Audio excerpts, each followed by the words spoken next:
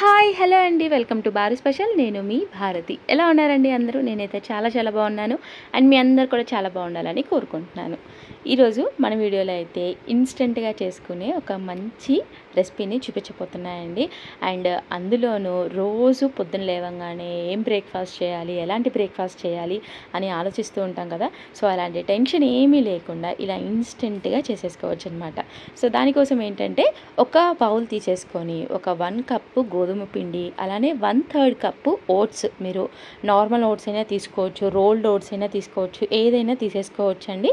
So అలాగా 1/3 cup ఓట్స్ని, దాంతోపాటు ఒక 1/2 కప్పు బియ్యం పిండిని యాడ్ చేసేసుకొని కొంచెం సాల్ట్ యాడ్ చేసేసుకున్న తర్వాత ఒకసారి కలుపుకొని ఇలాగ వాటర్ యాడ్ చేసేసుకొని ఇలాగ ఉండలు ఏమీ లేకుండా చక్కగా ఇలా స్మూత్ బ్యాటర్లా ప్రిపేర్ చేసేసుకొని పక్కన పెట్టేసేసుకోవాలండి. అండ్ ఇప్పుడు దీనిలో ఒకటి మీడియం సైజ్గా చాప్ చేసిన ఆనియన్స్ని ఇలా యాడ్ చేసేసుకోవాలండి. సో వీటన్నిటి వల్ల ఏంటంటే మనకి సైడ్ చట్నీస్ కానీ ఇంకేమీ అవసరం ఉండదన్నమాట. యాజ్ ఇట్ ఈజీగా మనం తీసేసుకోవచ్చు. సో అలానే కొంచెం కారానికి సరిపడా కారాన్ని కూడా యాడ్ చేసేసుకొని కొంచెం తురిమిన క్యారెట్ని కూడా యాడ్ చేసేసుకుంటున్నాను అండి. సో ఇలా అన్నీ యాడ్ చేసేసుకొని బాగా కంబైన్ చేసేసుకొని మీకు బ్యాటర్ కన్సిస్టెన్సీ వచ్చేసరికి ఇక్కడ చూపించిన విధంగా రావాలండి. అండ్ మరీ గట్టిగా ఉంటే ఏంటంటే మనకి దోశలు కొంచెం మందంగా వస్తాయన్నమాట. సో దానికోసం ఇలా కన్సిస్టెన్సీని ప్రిపేర్ చేసేసుకొని ఇలా ప్యాన్ని హీట్ చేసేసుకున్న తర్వాత ఇక్కడ చూపించిన విధంగా బ్యాటర్ని మనం ఇలాగా వేసేసుకోవాలండి. సో దీన్ని ఏంటంటే నార్మల్ దోశ పిండిలాగా spread చేయకూడదనమాట.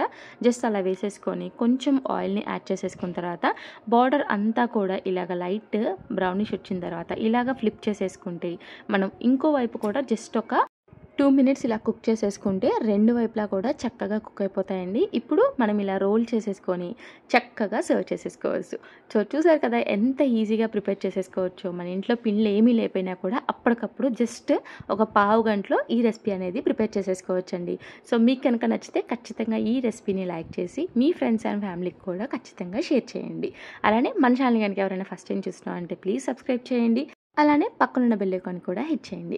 Thank you for watching. Signing off మీ భారతి.